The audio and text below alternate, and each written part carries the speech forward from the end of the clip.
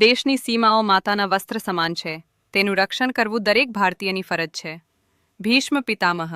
નમસ્કાર દર્શક મિત્રો, સરહદ ન્યૂઝ ચેનલમાં આપનું સ્વાગત છે. હું અનિતા ગોસ્વામી. હવે જોઈએ સમાચાર વિસ્તારથી. વિચિત્ર કિસ્સો સામે આવ્યો. જાનમાં આવેલા ડીજે સાઉન્ડના ફૂલ અવાજથી 140 મરધગીઓને હાર્ટ એટેક આવતા મોત થયા. મરઘા માલિકે પોલીસ ફરિયાદ નોંધાવી.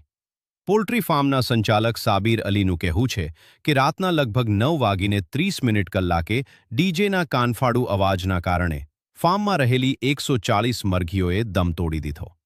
ઉત્તર પ્રદેશના સુલતાનપુર જિલ્લામાંથી એક અનોખો કિસ્સો પ્રકાશમાં આવ્યો છે. અહીં એક લગ્ન સમારંભમાં વાગી રહેલ ફૂલ ડીજેના અવાજથી પોલ્ટ્રી ફાર્મમાં 140 મરઘીઓના મોત થઈ ગયા.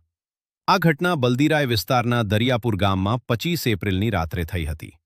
પોલ્ટ્રી ફાર્મ સંચાલકે ડીજે ઓપરેટર વિરુદ્ધ પોલીસ ફરિયાદ નોંધાવી છે. સમગ્ર વિસ્તારમાં આ મામલાને લઈને ચર્ચા થઈ રહી છે. કહેવાય છે કે 25 એપ્રિલના રોજ દરિયાપુરના રહેવાસી બબ્બન વિશ્વકર્માની દીકરીના લગ્ન હતા. જાજાન કુડવારના રામભદ્રપુરવાથી આવી હતી. આરોપ છે કે જાનમાં ડીજે પણ લાવ્યા હતા.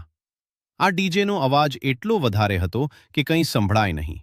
બાદમાં આ ડીજે જાન સાથે સાબિર અલીના પોલ્ટ્રી ફાર્મ પાસેથી પસાર થયું હતું, જ્યાં ફૂલ અવાજથી મરઘીના વાડામાં અફરાતફરી મચી ગઈ હતી.